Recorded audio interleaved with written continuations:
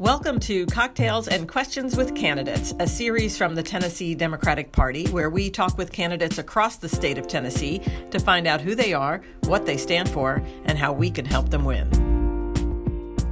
And if you don't know, now you know. Hey, everybody. Cheers. It's Mary Mancini, your Tennessee Democratic Party chair. Thank you so much for joining us today.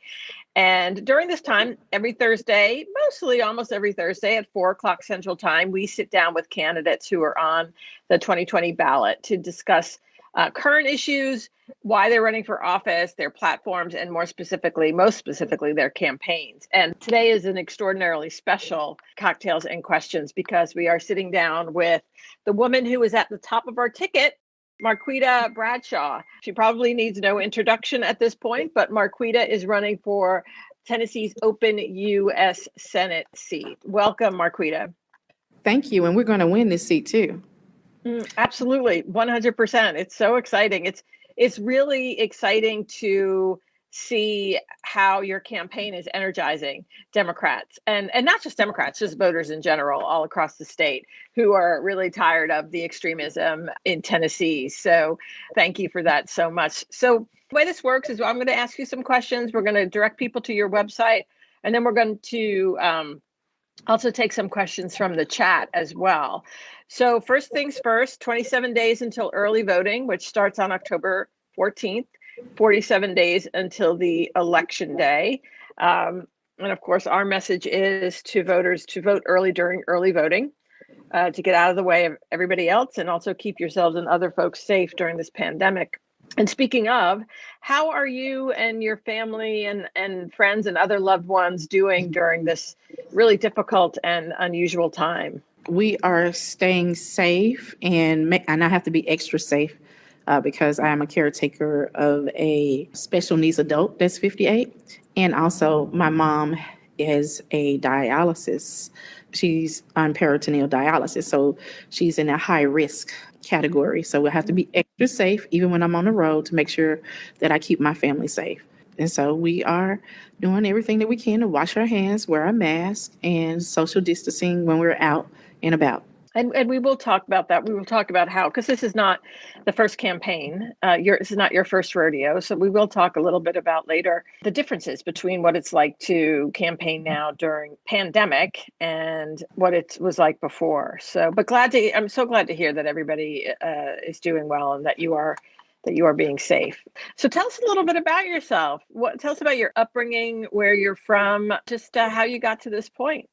Well, I grew up in South Memphis, a thriving working class community way back when, right before the manufacturing jobs and the good jobs left Memphis, in a community that was full of love. And we lived down the street from a National Priority List Superfund site, which was across the street from my elementary school. Can you explain exactly what that is for folks that don't know? What is a Superfund site? A Superfund site was designated by the EPA based on priority towards people's health and the physical environmental health of a priority of different pollution being cleaned up. And so there's a big pot of money that's supposed to be there in order to clean up these toxic waste sites. And they're put in line based on how bad they are. The worst things get the attention first. Okay. So you grew up near a Superfund site. Yes. It was a community where we had community gardens, and it was about 17 schools. And right across the street from my elementary school was that Superfund site. Yeah. And we didn't learn about the dangers of that Superfund site until it closed down in 1995. And that was the year that I gave birth to my son at the age of 21. I watched my great-grandmother die of cancer. And after she died, many people in the community began experiencing sickness and death also at alarming rates higher than the national average. And so that was when I got involved in the political process beyond voting. We were looking for transparency and accountability and how environmental laws were enforced. We were experiencing environmental racism. And that's when we became a part of an environmental justice movement. My mom started a nonprofit organization to get our community members involved, to fight for our community. And following her suit, my sisters and I and their friends started Youth Terminating Pollution because we realized that the toxins were affecting young people to the fact that it was really impacting the reproductive systems of young people between 13 and 18, ovarian, uterine, prostate, and testicular cancer. And so our neighbors, they were getting sick. And so we got involved and we did something about it. And that was mainly because when you see something wrong, you have one or two choices. You can be silent, and in our case, be sick and die, or you can speak up and teach other people how to speak up with you. And so that history of organizing door to door grew into a career where I became a labor organizer and community organizer. I didn't know people got paid to help people organize. And when I did learn that, that became a career before I came out to come closer to home because my parents were getting sick. So what was the community able to do? I guess I have so many questions about this because it's fascinating. The Superfund site, what caused all that pollution, first of all? So I guess I didn't really go into like what type of Superfund site it was. It was a military landfill, which means that it had chemicals that were made to effectively kill people and plants that were used in any type of war between 1945 to 1995. And so biological chemical warfare materials. So some of the milder stuff is Agent Orange, mustard gas, American and German. And so anything that was used in any war that was actually taken away to make us safe was actually put in our community. And it was like not just our chemicals, but other people's chemicals too. There was also like we have a point of reference right now because we're experiencing a pandemic. So just think about weaponized viruses actually being stored there also in a South Memphis community. It's mind-boggling. And so when we learned about those dangers, we educated ourselves on how not only to learn more about the chemicals that were actually there and how they affect the body, but also how to engage with elected officials and also government agencies to better serve us because we were the boss. Not the elected officials, not the federal agencies, it's people. And that's where we began learning how powerful we were. And even though when you look at defense budget is like the biggest budget of the world, right? And so a small South Memphis community engaging with our people power, we were able to impact and change the language when it came to how these big federal agencies dealt with our communities and also how they describe what went on in our communities. Because before we got involved, they said it was no known dangers. And then after we got involved, they said it may be some. And so that was our victory. And that's what we were able to accomplish by working together. So where does that Superfund site stand now? It is still very active. Well, it's not an active defense depot anymore, but it is still like some of the chemicals won't be cleaned up for thousands and thousands of years. And that's one thing that we learned as a community, that there's no such thing as throwing things away. And so that made my commitment to become more of an environmentalist and learn more how to be easy with myself as we move towards zero waste, because we need to actually change the way we do things. Because right now we're experiencing climate change, and climate change comes from pollution, the things that we're doing. And so the solution for pollution is to move towards a just transition. And communities like ours and all across Tennessee, we need those solutions because those solutions bring clean energy, clean jobs, and also can rebuild our communities to make them healthy and safe. You mentioned environmental racism. My thought and what that means, but I really do want to, obviously hear the definition from you, but is that the choice to put that Superfund site in that neighborhood was deliberate?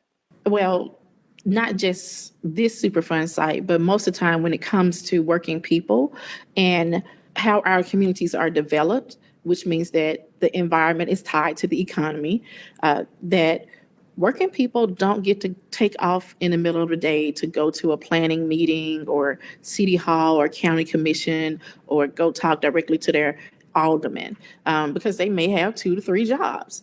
Literally, right about now, some people are having 4 part-time jobs to try to make it. And so they don't have time to engage with the political system to shape it as we want it and how our communities want to see our communities. And so what happens is that because we are not connected and we don't live next door to an elected official or go play golf with an elected official or bank with an elected official, these things get tended to put more in working class communities that are Black, brown, indigenous, and poor whites. And you can see it across Tennessee. An example, Tennessee has 1,100 national priority list Superfund sites, active Superfund sites, and archive Superfund sites. And just because it's archived doesn't mean that it's actually been remediated into where it's actually safe standards for residential living. It may be that they just don't have any money to clean it up. And that's the reason why they archived it. And so you have 1,100 of these sites. How many counties do we have, Mary? 95. 95. And so how does 220 of those sites end up in a city called Memphis, Tennessee? Yeah. And so that's what environmental racism looks like in Tennessee. And when you go towards Morristown, when you look at pollution per capita actual population, where they experience more pollution based on their population. And so that's a different dynamic. It doesn't look exactly like South Memphis, but they're experiencing the same issues when it comes to pollution. And that's what makes us so connected across Tennessee, is that we are neighborly and we are also experiencing the same type of issues when it comes to working class communities. And we want to have more voice in how our communities look and make sure that they're healthy and safe, where we can have an economy that works for hardworking families, have high quality education for every child, no matter what zip code they live in, and also have an environment with a just transition that creates clean jobs and new industries. And knowing that the foundation of an economy that works for working class people is making sure that everyone has access to affordable health care where they don't have to file bankruptcy like I did in order to have a procedure and be able to continue to participate in society. Because most the people right now, we're living in a pandemic. So we know no matter who you are or how you got here, you need health care, period. And the only way that we get past the pandemic is making sure that everyone has access by location and access financially to be able to go to a primary care physician and be able to have patient-centered healthcare that's based on health outcomes and also patient experiences, where the focus is not about how sick you are, and that's where the dollars follow, to how well you are, and that's where the dollars follow. Absolutely. Absolutely. As we all talk to voters across the state, there's 2 big issues. Healthcare is absolutely one of them. And the other is, majority of folks in this state feel that wages are not keeping up with inflation. And so you talked a lot about how we can move forward in the state that lifts up everybody, right? No matter who you are or what you look like or where you live, so that everybody can have access to a job that pays well, whether that's creating clean jobs, like you mentioned, or 21st century technology jobs, So thank you for that. And so those sound like some of the reasons why you're running: environmental justice and healthcare. But why did you feel like you wanted to take on this race specifically? Why did you step up? Before we do that, before you answer that question, I want to make sure people know what's necessary for you to win, right? So dollars are necessary, staff, volunteer power is necessary. So time, talent, and treasure. And people can go to marquitabradshaw.com and that's where they can donate, but that's also where they can sign up to help you talk to voters, right? Because you can't do it all. And we have such incredible opportunity in this state, this election cycle, with you at the top of the ticket, with so many other wonderful candidates. But we can't just expect it to happen, right? We actually have to go out and talk to voters and make the case for why they should be voting for you and other Democrats this election cycle. And you can't do it alone as a candidate. So you need that help as well. So please, everyone, volunteer when you can, give money when you can, and you can learn all about that and sign up at marquitabradshaw.com. So now, why stepping up to run for U.S. Senate? Well, since the beginning of my life, and also even at the beginning of my activism, it was interacting with federal policy around the environment. And then when I started to work as a community, get actually paid work for being a community organizer and union organizer, then it was federal laws as far as labor, federal laws as far as trade policy, federal laws as far as education and seeking high quality education for my son in a public school setting. So when I stepped back, I didn't want somebody to put those issues around the environment, education, and economy on the back burner. And when I looked at the race, they were not talking about that, nor Republicans or Democrats. And that's the reason why we were able to connect so well with people, is because I was truly transparent about my experience in South Memphis, and people began to share their experiences that they have been having across the state and how federal policies have been impacting their lives, from farmers, from people in rural Tennessee, West Tennessee, East Tennessee, Middle Tennessee. People have been so generous in sharing their stories. And what I have been doing is compiling that data and putting together a people's platform that actually represent the voices of Tennessee. That's really so important. And thank you for that, because I think the perception of what Tennessee is and who Tennessee is and who lives here that the rest of the country has is an incorrect one. Absolutely. Yeah. And so thank you for stepping out and showing that we are so much more than what the perception is. So thank you so much for that. And also for exciting voters again across the state. You know, you're at the top of the ticket, and it's apparent that as you travel around the state, people get more and more excited about you and your race and Democratic candidates up and down the ballot. So thank you. It's pretty exciting. Is that what you're seeing? Is that what you're seeing out there? Absolutely. Like to actually go to a place that used to be a sundown town, if you know what that means. I do, but why don't you? Maybe some people don't. So in the past, some places did not want people who were outsiders that looked like me to actually, if they didn't live there, be in their town when the sun went down. And dangerous things happened. Sometimes African Americans got lynched or experienced violence. And so to be in places that used to be sundown towns, to see the energy and the diversity of the people coming together and being so excited about not only just making history, but having a true voice in the U.S. Senate. That's what's so amazing. You can actually feel it every time we make a stop. Throughout Tennessee, from the bluff to the mountaintop, people are really excited about this race. And when they find out that I'm a genuine person that listens by leading, because most of the time in the U.S. Senate race, people say what they're going to do without listening to people. And that's what's exciting voters, that they are a part of this process. And I am welcoming them into this process to come on in to participate, come on and register to vote.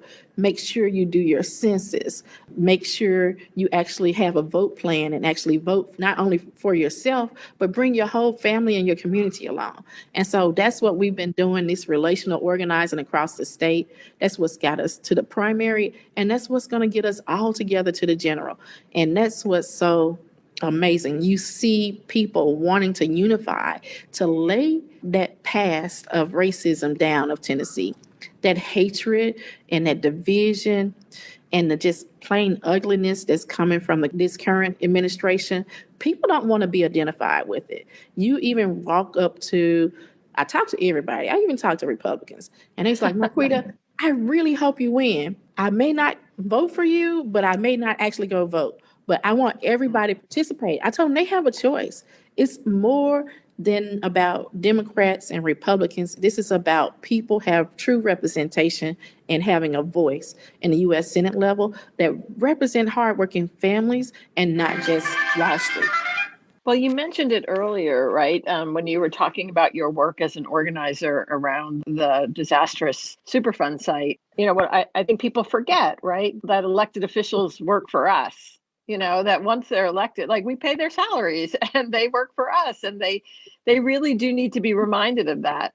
I think you come at this race and at politics from that's the place where you start, right? You start where I am a public servant and I want to listen to you. So what else are you hearing around the state from folks? I know healthcare is huge with so many rural hospitals closing here. What else are you hearing that's important to folks? Education. Right now in the pandemic, people are really concerned about every child being able to have access to high quality education and still be safe. You know, we have teachers that in some counties, teachers and children are in classrooms. In some counties like Shelby County, some children are learning from home. And just the impact of working from home and childcare has really been a new dynamic for people in the pandemic.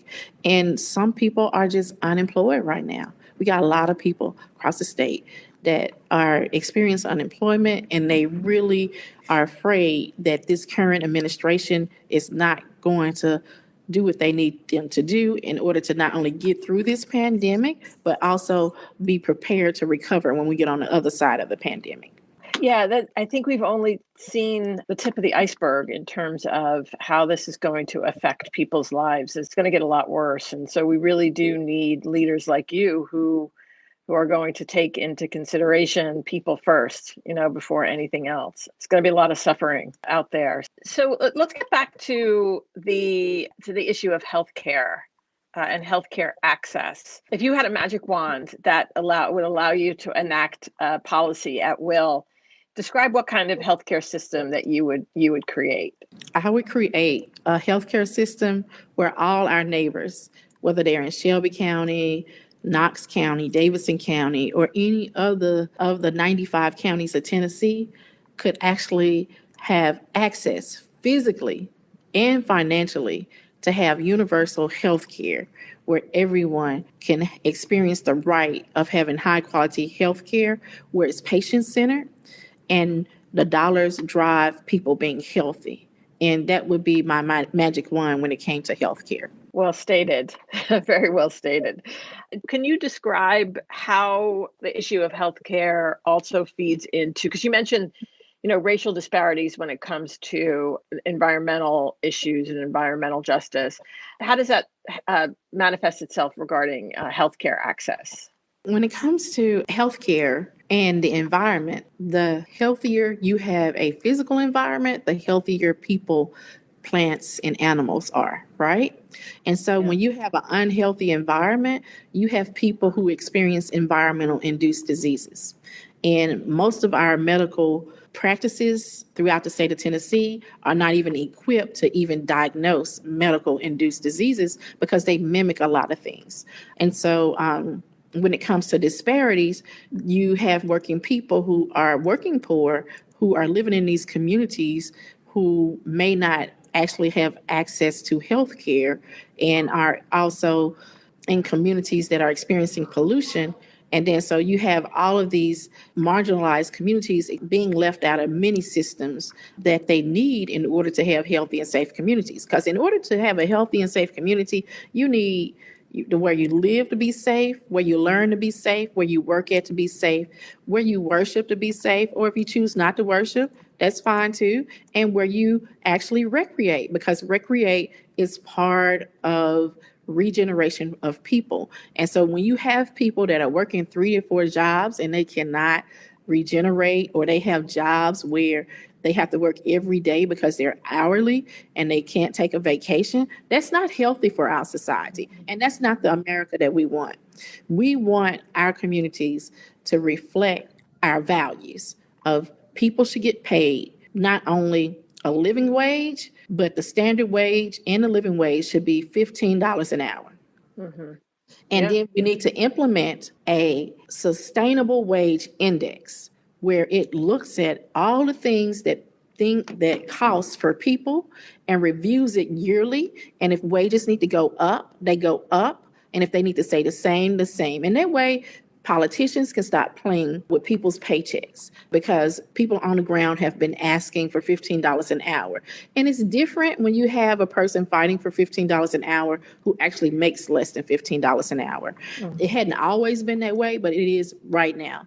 And a lot of people are experiencing that. People can't go to some jobs, and so they're experiencing more jobs in the service industry, which is more likely to pay less than $15 an hour. And again, we're finding as we're doing polling and talking to voters across the state, and I know this is across the country as well, wages and economics are a huge issue for folks.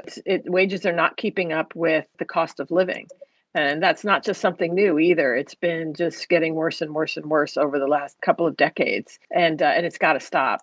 Somewhere it has got to end. So listen, folks, if you want to help elect Marquita to the U.S. Senate, there are specific things that she needs. Money is one of them. Unfortunately, this is a system that we're in. It costs a lot of money to run a U.S. Senate race. You can donate at marquitabradshaw.com. The other thing is your time and your talent.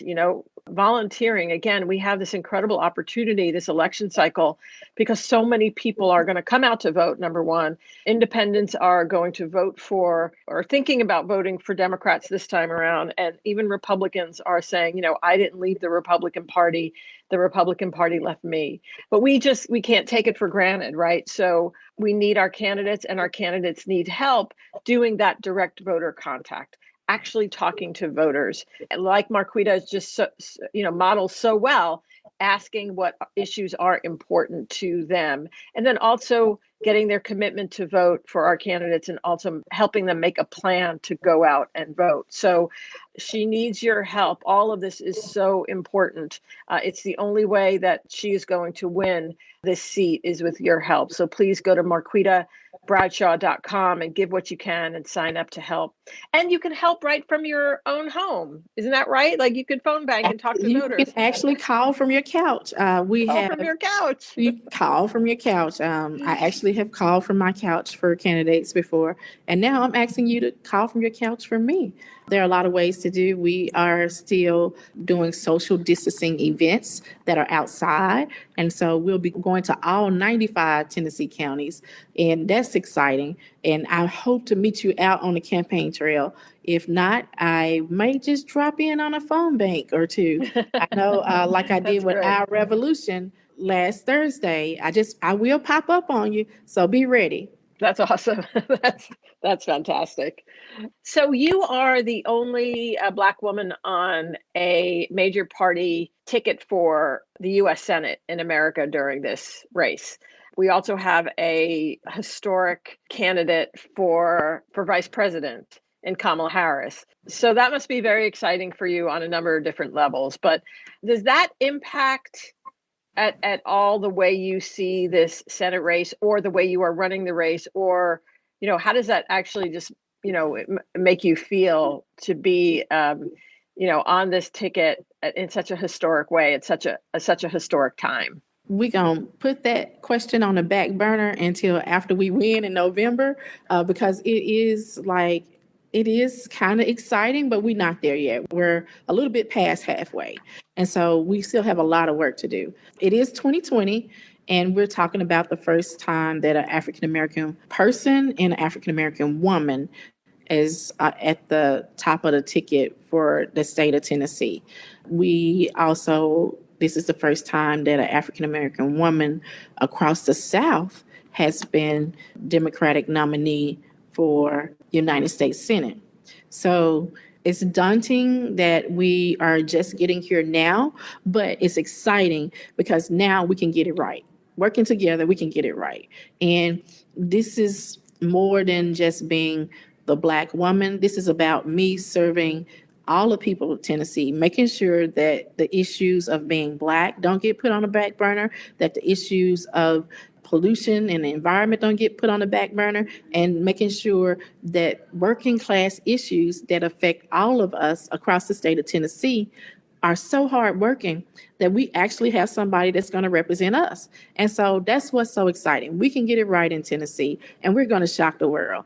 We're going to have a new South rising, not the old South that's been trying to rise up. We finna squash that, and we finna lay racism to bed, and we finna show the world that Tennessee is the place to be when it comes to having courageous leaders and great policy coming out of our state, and not what we've had an example of in the past. Fantastic. Thank you so much, Marquita.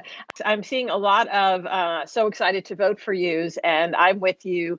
And Union Family Voting Blue. Thank you, Jeff. So this is really Union strong. Union strong, for sure, for sure.